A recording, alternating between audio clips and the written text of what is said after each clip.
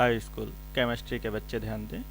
इससे पहली वाली क्लास में हम केमिकल प्रॉपर्टीज़ ऑफ एसिड पढ़ रहे थे, उसमें कई प्रॉपर्टीज़ हमने पढ़ ली थी। ठीक है, आज हम उसके आगे कंटिन्यू करेंगे। Chemical properties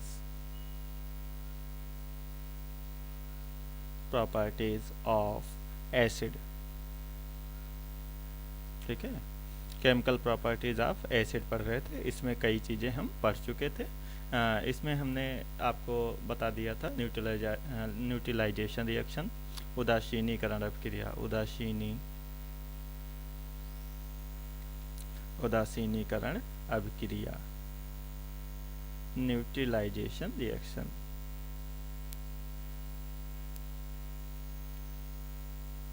neutralisation reaction.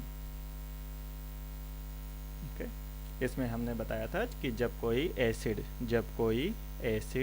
किसके साथ रिएक्शन करता है, किसी बेस के साथ में रिएक्शन करता है, तो क्या बनाता है, तो बनाता है साल्ट और प्लस वाटर। इस प्रकार की रिएक्शन को क्या कहते हैं, न्यूट्रलाइजेशन रिएक्शन या उदासीनीकरण अभिक्रिया कहते हैं। ठीक है, ये हमने पढ़ लिया था। हमने मेटल ऑक्साइड के साथ में भी रिएक्शन पढ़ लिया था, हमने कहा था रिएक्शन विद मेटल ऑक्साइड, ये भी हमने पढ़ लिया था। रिएक्शन विद मेटल ऑक्साइड, ऊपर वाले का एक एग्जाम्पल हम देख लेते हैं। न्यूट्रलाइजेशन रिएक्शन का एक एग्जाम्पल देख लेते हैं।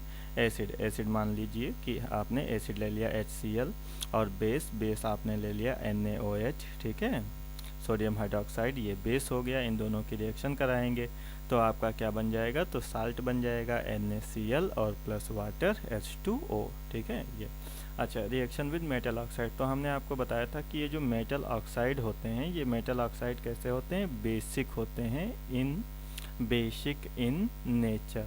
ठीक है, मतलब ये प्रकृति में कैसे होते हैं, क्षारी होते हैं। मतलब ये किसके जैसा बिहेव करते हैं, बेस के जैसा बिहेव करते हैं। तो अगर बेस के जैसा बिहेव करते हैं तो इसका मतलब कि इसमें भी वही हो जाएगा, एसिड। और एसिड किसके साथ जब रिएक्शन करेगा, एसिड जब रिएक्शन करेगा मेटल ऑक्साइड के साथ, मेटल ऑक्साइड के साथ। ठीक है, तो ये मेटल ऑक्साइड कैसा होता है, ये बेसिक होता है या बेस होता है। तो आपके पास क्या बनेगा, साल्ट बनेगा, और क्या बनेगा, वाटर बनेगा। ठीक है, तो ये रिएक्शन हम लोगों ने पढ़ ली थी। आज हम इसके आगे कुछ रिएक्शन से उनको पढ़ते हैं। ठीक है, एक एस्टेरिफिकेशन रिएक्शन है, बहुत इंपॉर्टेंट है। आगे भी उसको पढ़ोगे, जब आप एस्टिक एसिड पढ़ोगे तो उसमें भी पढ़ोगे, लेकिन यहाँ पर भी हम थोड़ा सा पढ़ लेते हैं। ठीक है, एस्टेरीकरण या एस्टेरिफिकेशन रिएक्शन। एस्टेरीकरण अभिक्रिया, एस्टेरिफिकेशन।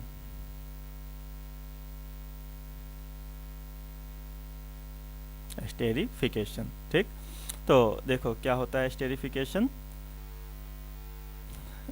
देखो, जब एसिड कौन सा एसिड यहाँ स्पेसिफिक एसिड एक हम लेते हैं, एस्टिक एसिड जिसको कहते हैं, CH3COOH, ये क्या हो गया, acetic acid.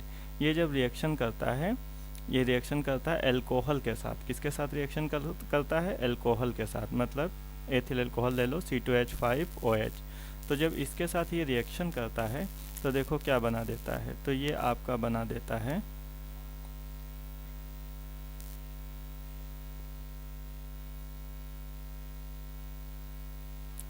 CH3COO C2H5 plus H2O plus H2O।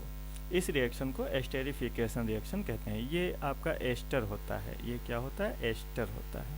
ठीक है, ये एस्टर बन जाता है, इसीलिए इस रिएक्शन को एस्टेरिफिकेशन रिएक्शन कहते हैं। ठीक, अच्छा। अब एक रिएक्शन और हम देखते हैं।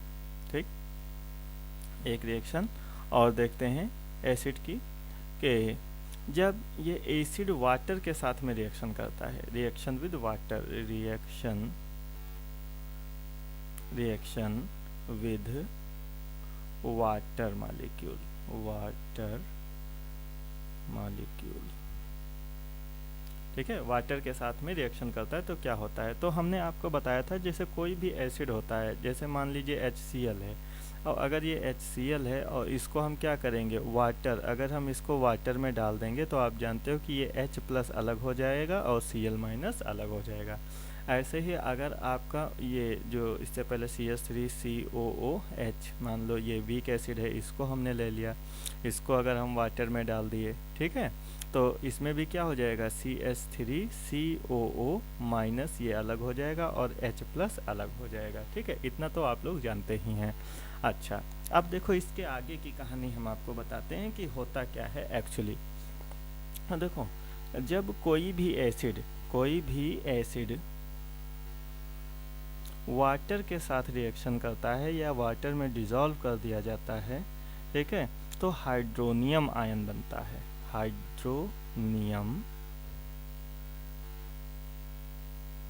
हाइड्रोनियम आयन, ठीक है, हाइड्रोनियम आयन बनता है। ठीक, देखो कैसे, देखो ये आपका है HCl और इसको हम किस में डिसॉल्व कर रहे हैं, H2O में। तो अभी हमने आपको बताया था कि ये HCl किस में टूट जाएगा, HCl टूट जाएगा, ये जो HCl है ये H+ और +Cl- में टूट जाएगा। इसके साथ साथ आपका क्या है, H2O है। तो ये जो आपका H है, H+ वो किसके साथ जुड़ जाएगा, वो जुड़ जाएगा H2O के साथ में। तो जब H2O के साथ में जुड़ जाएगा तो देखो अब ये क्या हो जाएगा, H2 की जगह क्या हो जाएगा, H3 हो जाएगा। ठीक है, H3O हो जाएगा और ये जो H+ है ये वाला प्लस भी इसके साथ में आ जाएगा। ठीक है, ये वाला प्लस भी इसके साथ में आ जाएगा। तो यही H3O+ को, ये जो H3O+ है इसी को आप कहते हैं हाइड्रोनियम आयन कहते हैं। इसको याद रखना, हाइड्रोनियम आयन कहते हैं। हाइड्रोनियम आयन क्या होता है, H3O+ होता है। तो ये क्या बन जाएगा, ठीक है, ये आपका बन जाएगा H3O+ बन जाएगा और इसके साथ साथ ये Cl- अलग हो जाएगा। ठीक, तो ये होता है कि रिएक्शन विद वाटर की एसिड जब वाटर के साथ में रिएक्शन करते हैं तो हाइड्रोनियम आयन देते हैं। अच्छा, एक चीज़ और याद रखना कि जो एसिड होते हैं, जो वाटर होता है, वाटर में, या ऐसे कह लो कि जो एसिड होते हैं ये इलेक्ट्रिसिटी फ्लो करते हैं। ठीक है, मतलब ये गुड कंडक्टर ऑफ इलेक्ट्रिसिटी होते हैं, गुड कंडक्टर ऑफ इलेक्ट्रिसिटी।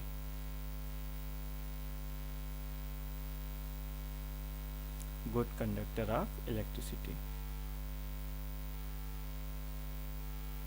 ठीक है, तो ये किसके कारण होते हैं, तो आप जानते हो जब किसी एसिड को हम वाटर में डिसॉल्व करते हैं तो क्या देता है, H+ आयन देता है ना।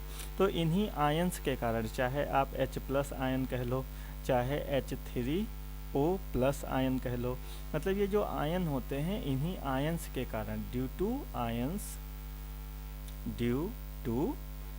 आयन्स, ठीक है, किसके कारण, आयंस के कारण इनमें इलेक्ट्रिसिटी फ्लो होती है। इलेक्ट्रिसिटी फ्लो होने के दो रीज़न होते हैं, या तो उसमें आयन हो या तो उसमें क्या हो, आयंस हो, और आयंस भी कैसे हो, फ्री, ठीक है, फ्री स्टेट में हो, और या फिर इसमें फ्री इलेक्ट्रॉन हो, या फिर क्या हो, फ्री इलेक्ट्रॉन हो। ठीक, तो अगर किसी मेटल वगैरह जो होती हैं, धातुएं होती हैं, ठीक है, उनमें जो इलेक्ट्रिसिटी फ्लो होती है मेटल में, वो किसके कारण होती है, वो फ्री इलेक्ट्रॉन्स के कारण होती है। लेकिन अगर कोई केमिकल होता है और केमिकल में अगर इलेक्ट्रिसिटी फ्लो होती है तो वो किसके कारण होती है, वो होती है आपकी आयंस के कारण, ठीक है, फ्री आयंस के कारण। ठीक, तो इतना आप लोगों को समझ में आ गया होगा। अब हम एक चीज़ और देखते हैं, एसिड की एक प्रॉपर्टी और है, इसको कहते हैं कोरेसिव नेचर ऑफ एसिड्स।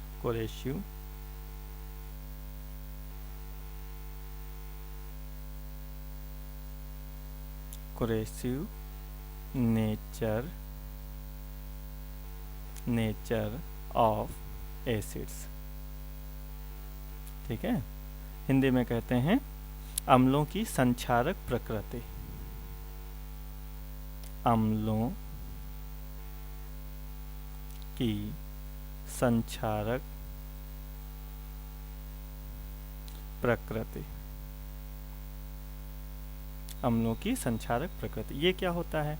तो हमने बताया था कि जो आपके एसिड होते हैं, ठीक है, एसिड मतलब अम्ल। अम्ल कितने प्रकार के होते हैं? 2 प्रकार के होते हैं, है ना। एक को हमने कहा था स्ट्रॉन्ग एसिड और एक को कहा था वीक एसिड। स्ट्रॉन्ग एसिड और दूसरे होते हैं वीक एसिड, है ना, वीक एसिड होते हैं। तो जो स्ट्रॉन्ग एसिड होते हैं इनको मिनरल एसिड या खनिज अम्ल भी कहते हैं, इनको कहते हैं मिनरल एसिड, ठीक है, या इन्हीं को खनिज अम्ल भी कहते हैं, ठीक है। अच्छा, ये खनिज अम्ल जैसे हमने आपको बताया था HCl होता है, H2SO4 होता है ना, HNO3 होता है, ये सब होते हैं, ठीक है। इनको खनिज अम्ल या स्ट्रॉन्ग एसिड कहते हैं। हमने कहा था ये अगर बॉडी पर पड़ जाएं, ये किस पर पड़ जाएं? बॉडी या शरीर पर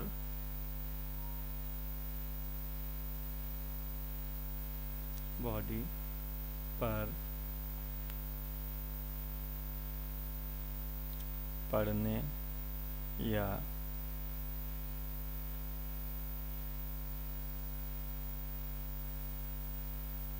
शरीर बॉडी पर गिरने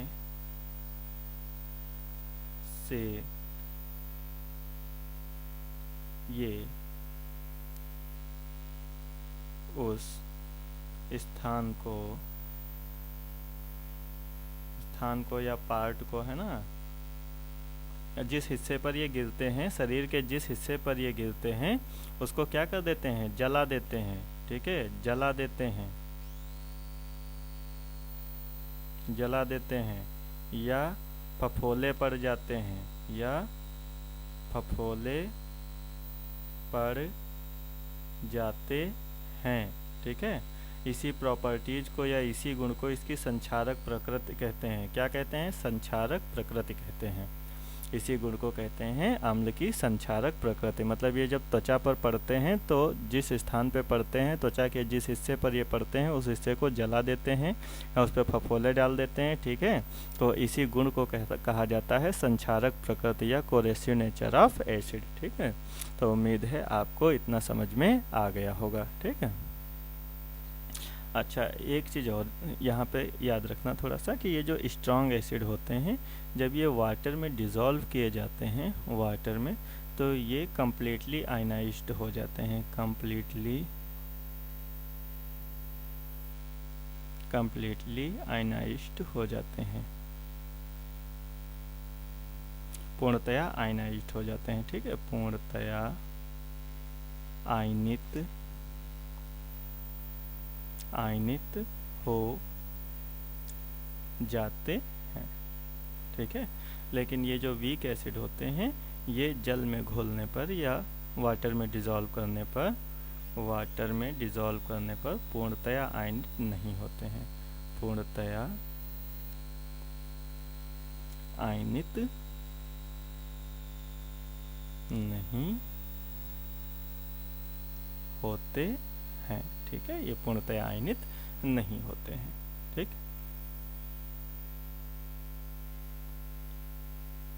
does not completely ionised, does not completely ionised,